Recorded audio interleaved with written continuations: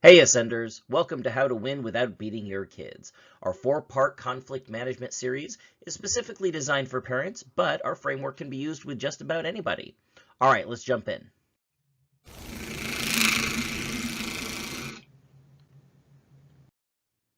Welcome to Part 2, Plan to Win. If you fail to plan, you are planning to fail. Benjamin Franklin.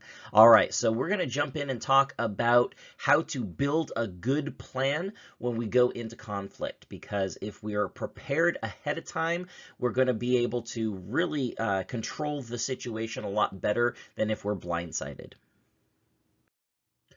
Last time we covered basically where you're coming from. So kind of what's your mindset, what are the actions that you're likely to take because of that mindset, and what kind of role model are you going to be based on those two other things. So as we understand our inner drives and the actions that we are going to take, we can prepare ourselves for future conflicts. The other thing is, though, if we knew what was going to happen before it happened, then how would we plan for a particular conflict before it took place?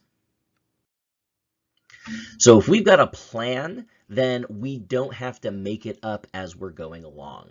So our plan to win discussion today will cover our experience, so how we can stay ahead of whoever it is we're having conflict with. In this case, we're talking about parents and their kids.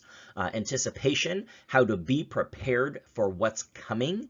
So we're going to use our experiences to build that anticipation. Knowing the stakes, so if we're talking about big stakes, we need to know how far we're going to go to make sure we win versus another thing which might be smaller stakes where we might let that one slide or let the kids win that one. And then, of course, strategy. So we basically want to win before we begin. So let's just jump in with experience here. The goal here is to be smarter than your kids, or you can use your experience to fake it, because we want to stay ahead of them until they're ready to kind of take over the reins. And so we need to be prepared to win a lot of the conflicts that we come up against with them. And this is one of my favorite quotes from David Mamet: "Old age and treachery will always beat youth and exuberance." So being a leader, and as parents, we are the leader, we want to stay ahead of the game. So children are largely incompetent. They don't know what they don't know. And if we want to get them to comply, we have to continuously convince them that we are more competent than they are. And so we want to be communicating to them all the time that I know what I'm doing, I know where I'm going, I know what the best choices are because I've done this before, or I've seen this before, or I've been here before. The big thing here is, even if we don't know what's going on, we can convince them that we can draw on our experiences to kind of look ahead and see what's happening. So this idea like, I know how to read the map, or I've done something like this before, because we want them to believe in us and not to create a conflict because they know that we are going to lead them to a good place. And so once we establish this habit, they will kind of follow that for a long time. And as children, as babies, this is automatic because a baby cannot survive on its own. So it is absolutely depending on the parents to take care of it. But as the kids start to grow up, they start to have their own ideas. And naturally, we are teaching them to have their own ideas. But as they grow and they have their own ideas, then some of their ideas are going to be different than the ideas that we're having. And so they may be asking us questions. And we can't just rely on the kind of the old saw because I said so. We need to be giving them a lot of information that establishes us as the superior mind to be leading this expedition that we call life. So how do we use our experience to plan ahead? Your kids are going to live in the moment because they have no experience to draw on. It's so they're going to be making their decisions on their feelings. What is it that they want? How is it that they feel at that moment? It's kind of like this. I play a lot of strategy games, and so on these video games, they have this thing called fog of war. Some of you probably know exactly what I'm talking about. So when you start off like a kid, you can't see anything except for the square that you're standing in, or the the hexagon or whatever. And so you have to move one space to kind of clear that fog of war. And so kids have moved a couple of spaces and they suddenly are looking around and go, ooh, I see a lot more than I used to see. I must have it pretty much figured out.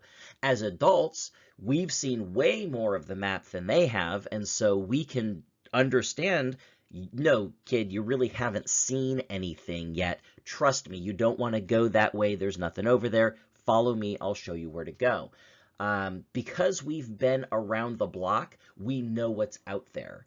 If they believe that you know what you're doing, they're much more likely to follow your lead. And so this is why we've got to establish ourselves as that expert so that they can relax and just kind of follow along with us. But if we're unable to convince them, if they don't believe that, then they're much more likely to be digging in their heels and saying, no, I'm not going to follow you because I don't trust that you know where you're going.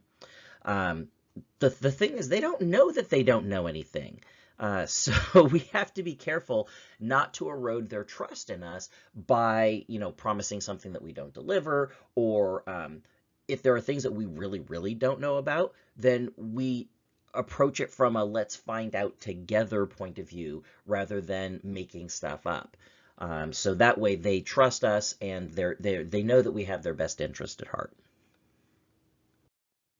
So it should be pretty obvious. As the kids age, they're going to grow. They're going to gain experience. They're going to develop the ability to draw on that experience and better predict the path ahead. So just like we were talking about before with the map, the more of the map they see, the more competent they're going to feel. But they're still going to be less experienced than you. It's kind of that tortoise and the hare problem. We are way out in front. We're the hare, they're the tortoise. So as long as we keep moving, we're going to stay ahead of them. But if we get caught up in the day-to-day, we've got our routine and this sort of stuff, and we kind of relax in proving to them that we know what we're up to, then they may pass us by.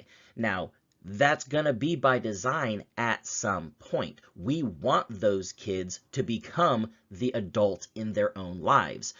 But we need to make sure that they don't conclude that they are adult enough before they really are. They're gonna think they've got it figured out all before they actually do. So we're gonna be building their confidence, we're gonna be building their competence, but we need to stay ahead of them as long as we can to make sure that when we kind of release the reins to them, that they're ready to accept that. And so we're going to gradually release responsibilities to them. We're going to give them chores. We're going to give them other responsibilities. But we need to hold on to the big things until they're ready for it. And judging when that is super important. Now, remember, they're kids. This whole idea that they're going to leave the nest one day means that by nature, they're going to question you. They're going to challenge you. This is a sign of intelligence. This is a sign of maturity, and it's a sign that they are growing up. This is a good thing. We just need to make sure that when they're challenging those things, we're ready for it so that we can give them the reassurance that they're seeking. So, as they grow, they're challenging, and this is going to be more and more. Again, if they believe that they're better able to make the decisions than you are, they're going to stop following you, and they're going to challenge you on everything. And so you're going to find that this happens particularly if you find a situation where an adult child is living with their parents. They think, hey, I'm an adult, I should be able to make all the decisions, but the parents are looking at it from a different point of view. Hey, you're living in my house, I need to be able to control some things. Hopefully, when we're talking about here, we're developing this groundwork way before that happens, because that's kind of too late. So we need to make sure that the kids are continuously being reassured, yes, we're ready, yes, we understand, yes, we know what we're doing, so that they don't think, oh, I'm beyond my parents. Because once they think that they are beyond you, it's super difficult to convince them that they are mistaken, unless they have some really big mistake that they fall into. And then we've got to, kind of deal with the fallout from that thing. So we want to continue to show them that we're way ahead. If we don't, in their mind, we're going to become that old, obsolete, old-fashioned, outmoded, ancient, useless thing, and we don't want that. Dwayne "The Rock" Johnson said, blood, sweat, and respect. The first two you give, the last one you earn. So we have to make sure that we're continuously earning the respect of our children. And by doing that, we can keep control of the way in which we're interacting with them. So we want to make sure that we know how they're going to challenge us. So generally speaking, they're going to challenge us on an intellectual level at first. So, you say, hey, take out the trash. And they're going to be like, okay, well, why do I have to take out the trash? That's an intellectual question. And if you don't have an intellectual answer, then it's going to kind of devolve from there. So you say like, oh, because I said so. Well, you said so. Why do I have to listen to you? Because I'm bigger than you. Well, I'm not going to take out the trash. Oh, okay. Well, I'm going to smack you then.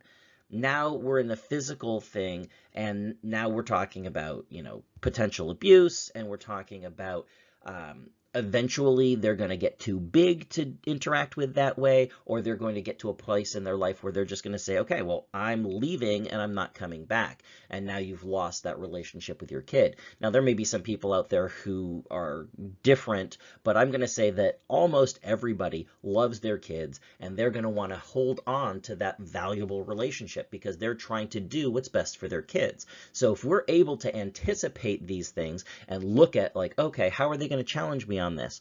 Okay, what am I going to say? We're thinking about it ahead of time. So we're keeping that intellectual interaction so that they're going to respond in the intellectual way. And again, we maintain that we're more advanced than they are, and they're going to capitulate and say, okay, I'll follow your directions. So for example, my daughter asked me the same thing. Why do I have to take out the trash? And I said, okay, well, if the trash doesn't get taken out, then you understand it's going to get smelly in here, and we don't have any place to put the garbage that we're generating. She's like, okay, I get that. So she understands now why it needs to be done. And her question then becomes, well, why do I have to do it?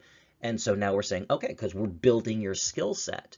I love you very much, and because I love you, I want to make sure that you are competent. You're developing the ability to take care of yourself.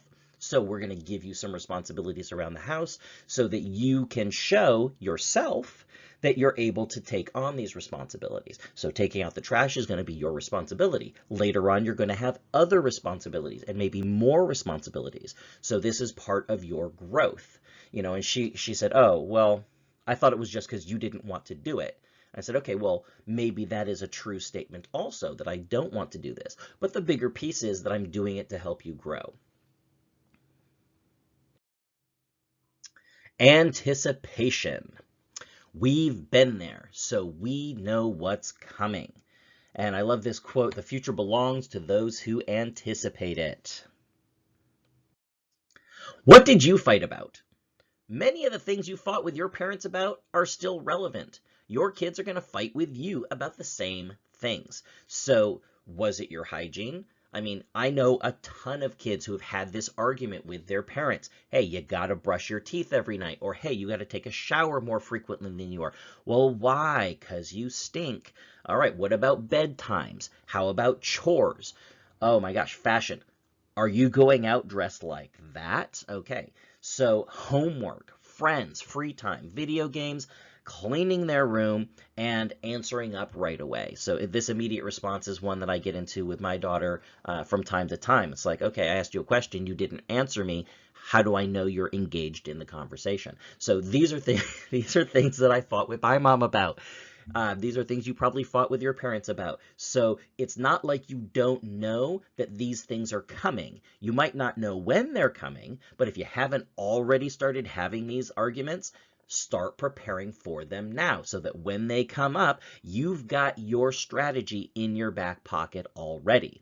So if it's about, that friend that you're hanging out with, you need to know, what is it that bothers you about them? How can you communicate that to your kid in a way that they're going to understand? If you don't want them wearing those clothes, if you want them doing their homework before they do other things, when are they doing their homework? Do they have a space for it? Do they know that that time of the day is blocked out for homework? Have you built it into the schedule? If you've done all of this groundwork, then once it comes up, it's going to be pretty obvious how to handle that. Whereas if you haven't done the homework, then when this thing comes up, you're going to be trying to pull stuff out of the air and figure out at that time when you're stressed because the argument is already happening, you're going to be trying to figure out what the best strategy is. And then you're going to find yourself, going to bed at night thinking about what happened and going, oh man, I should have said this, or I should have had this prepared. Well, get that stuff prepared so that when it comes up, you're ready for it. Similarly, what have you already fought about with your kids? Those things are going to come up again. Your kids are growing and they're examining your authority for weaknesses. They're going to think about the thing you said that convinced them the last time, and they're going to come up with, hey, there's a hole in your argument. And they're going to come back to you in a month and say, hey, you said this last time, but I found a hole in your argument. I want to revisit this. So if you're not constantly revising your strategy, then you may find that they're going to outmaneuver you. Winners don't remain winners by doing the same thing all the time, because the losers are constantly developing new strategies. And so when we're talking about all of these same things, fashion, hygiene, bedtime, chores, we want to be coming up with new ideas about how to keep convincing them. So make sure that just because you got through to them the one time, it doesn't mean that you're never going to have to revisit that again. Be thinking about that. So next time they come to me and talk to me about homework, how am I going to handle that? Next time they say, hey, what I'm doing with my free time should be up to me, then how are you going to handle that? Are you going to be setting new parameters for them? Are you going to be giving them a little bit of leeway? Oh, hey, when you're 10, you can go to bed a little bit later, or something like that. So when you're anticipating each of these points, these possible arguments, decide your position. What specifically do you expect from your children? What are the parameters?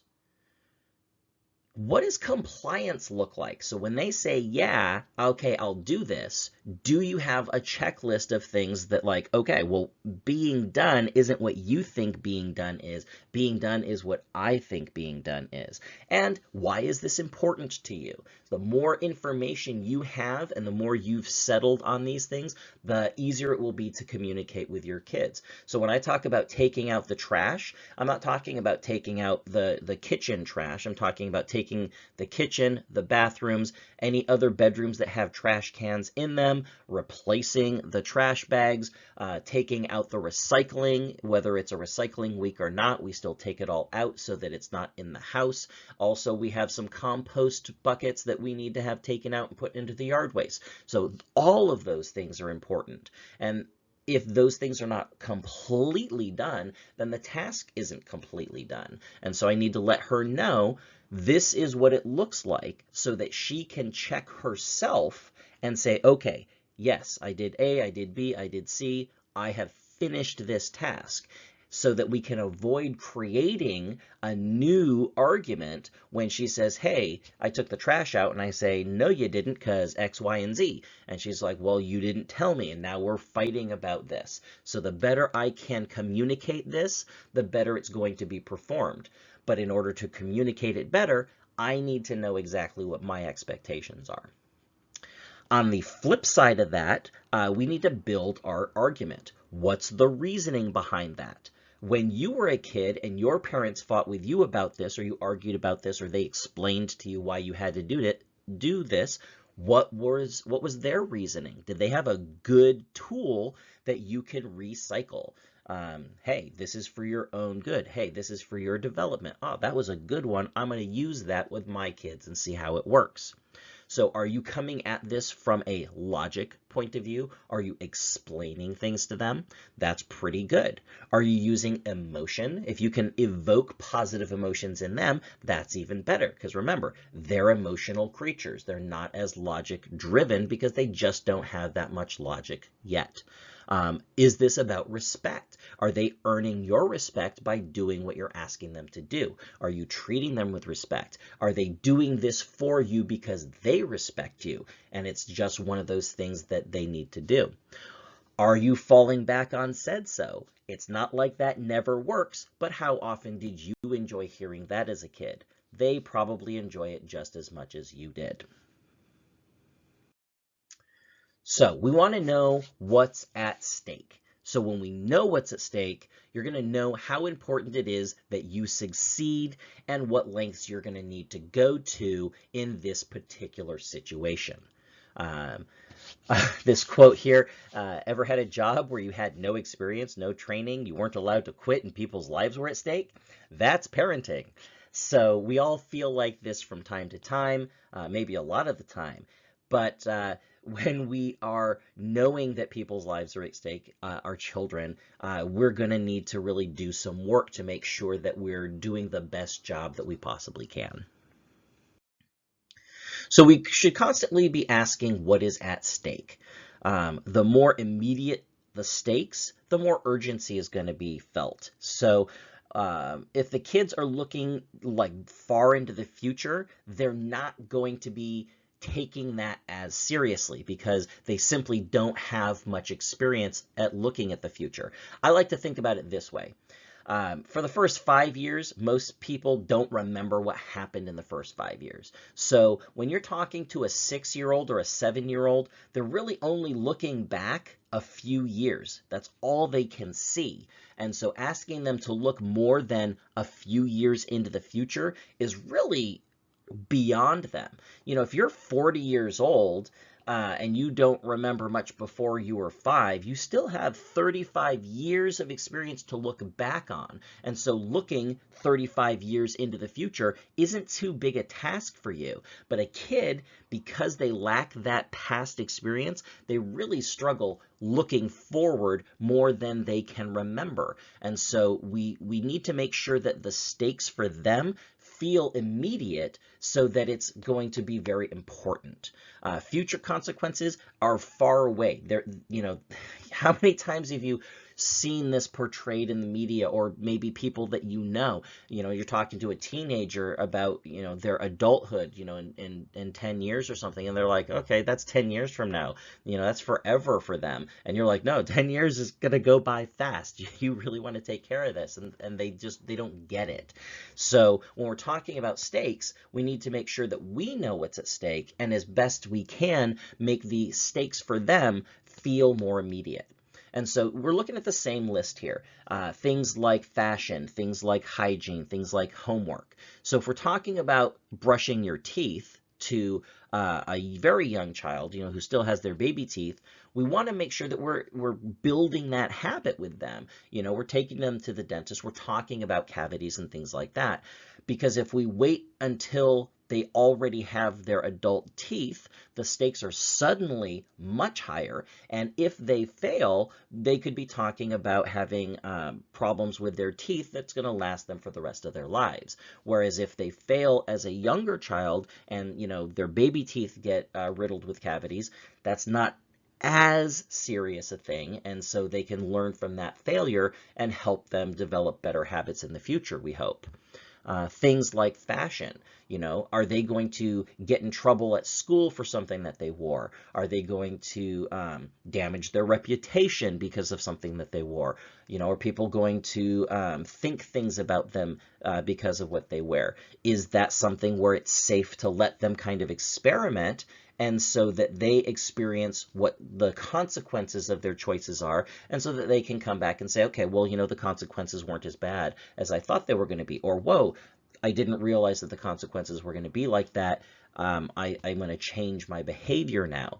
But again, is there a low stakes situation where you can kind of say, okay, I'm going to let you, I'm going to let you make this decision and see what happens, versus where there's a really high stakes situation and you're going to have to fight them on that because you can't afford to let them go and experience that failure.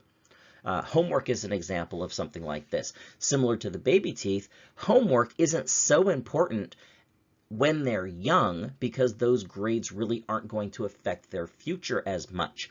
So we might say, okay, I'm going to let you kind of not study for this spelling test, and then I'm going to hit you with what happens when you don't study later on. And then they can be like, oh my God, I failed my test. Okay, so you failed this test, so that should teach you that you must study. Versus when they're in high school, those grades can affect them getting into college or vocational schools or whatever they might do. Any situation where they're going to look at GPA or look at transcripts, you might want to make sure that they have learned that lesson earlier so that they're not kind of letting it slide in high school and then finding 10 years later that, oh, I want to go to college, but my transcripts are so bad that this is going to make it really difficult for me. So we want to try to avoid those situations where, because they don't understand the stakes, we have to, I said avoid, let's back up there. When they don't understand the stakes, we have to fight harder to get them to comply, or we have to use our strategies more effectively to get them to comply, because we can't safely let them fail. I think failure is a great teacher when it is safe and it's not going to affect them for the long term. Failure can be a great opportunity for them to learn that you are right. So you say something, they say, oh, I don't believe you. They go out, they try it. The failure teaches them that you knew what you were talking about, and that's going to help them to be more compliant in the future. So, what's important to you and what's important to them? Children often don't care about the things that their parents want. The reason is, again, they're not seeing things from your point of view, and so they're really about how they feel right now. You want them to go to bed, they're playing a video game, they don't care about going to bed, they're not thinking about being able to wake up in the morning and have a good day tomorrow and feeling refreshed. They're thinking about getting to the next level. And so that's going to be an argument there because they don't want to do what you want them to do. But if you can build an understanding about why these things are important to you, and you can get them to internalize your values, then their compliance is going to be more easily given. And so they're going to understand that the things that are important to you should be the same things that are important to them. So as a parent, we want to make sure that we remember we have the power to give and to take away. So we can use this leverage to build compliance when we know what's important to the kid. So if you have a child who's slamming the door, for example, and you know that their privacy is important to them, well, you tell them not to slam the door and they do it again, take the door off. And now they've lost their privacy because you need them to comply, because slamming the door is not appropriate behavior in your household. So they've lost their privacy suddenly, and they understand that you have this authority. And so now you can negotiate for getting their door back, so the return of their privacy, as long as they're complying with the rules of your household. So this is one of those ways that you can help, maybe indirectly, make the things that are important to you important to them, because they don't want to lose the things that are really, really important to them. So this is really a useful tool if they're not internalizing your value system. So no discussion about stakes would be complete without the question of how far you're willing to go. Is there an ultimate reward that's going to be given to them? Is there a horrible punishment? How quickly are you going to escalate this? So if it's about brushing their teeth and you're using a reward system, what's the biggest reward that you're willing to give them for this particular issue? What's the worst punishment you're going to give them for this issue? Are you going to go kind of gradually ramp up the consequences, or are you going to go from 0 to 60? So again, too much too fast can be ineffective. If you ramp it up too fast, the kids may be constantly afraid that they're going to get, super in trouble, and they may be compliant, but they're going to feel damaged by that. Similarly, if you ramp up too slowly, they may just feel bored with your threats and they're not going to comply because they don't believe that anything bad is going to happen. Above all, be consistent with your choices. Make sure that they're relevant to the issue that you're tackling, and be consistent with them. Because if one day you say yes and the other day you say no, and then you say maybe, and then 3 days from now it's no, but it's not no until they've asked you 45 times, then they're going to be constantly uncertain about what is going to give them a yes and what's going to give them a no. And so they're constantly going to be testing to see what happens. Most of all, kids are looking for consistency. They want to know where the boundaries are because that gives them a safe area to roam around in. If they don't know where the boundaries are, they're going to be constantly testing to find out what the boundaries are. This is similar to a situation where you've got parents that do not agree on things. And so it's like, oh, well, I'm going to go talk to parent 1 and see what they say. I didn't get the answer I wanted, so I'm going to go talk to parent 2 and see if I can shop for a better answer.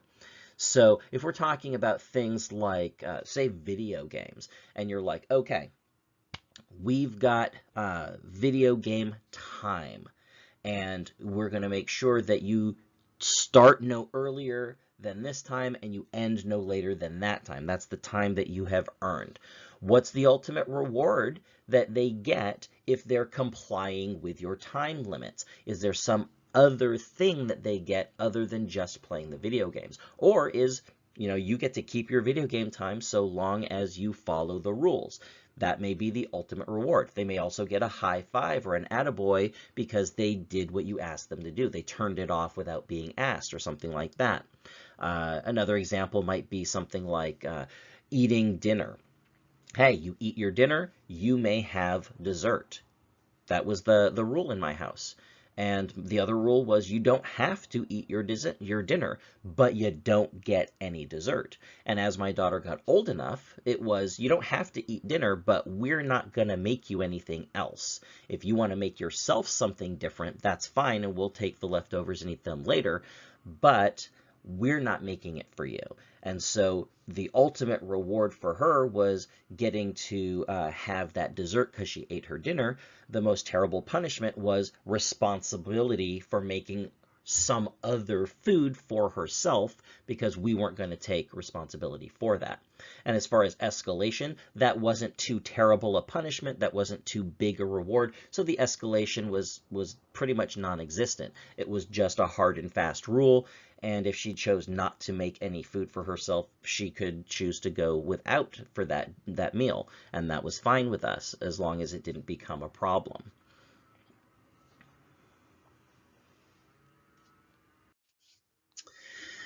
Strategies. A well-prepared strategy can hand you victory before the conflict even arises. And this is our hope. So all of the stuff that we've been building up to in this discussion is helping you to start planning out what your strategies are going to be, knowing what you're going to do so that when it comes up, you're ready with all the tools you need to get the job done. Robert Waterman said, a strategy is necessary because the future is unpredictable. And yes, the future is unpredictable, but some of it's predictable. Get specific. Every conflict is going to have its own unique interactions. So we want to make sure that we're developing some specific strategies that are relevant to each one, and that those strategies relate to the specific issue that we're dealing with. And so, for example, homework is one of those ones where if the student isn't doing their homework, for me, this is a time issue. You're not spending the time doing what needs to be done. And so for me, the strategy I'm going to use is to compensate the lack of time on their homework by removing free time or time with friends or video game time, something that they do when they have that free time. Because if they're rushing to kind of say they've done their homework, or they're shoving their homework aside to create more free time for themselves, then it's really related to remove that free time and say, I don't grant you this as free time because you didn't spend the time on the things that you needed to do.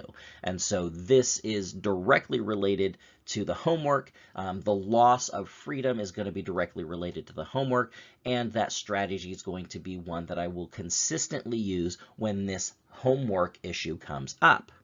Now, I want to make sure that I'm tracking the outcomes of my strategies to identify the ones that are going to work the best.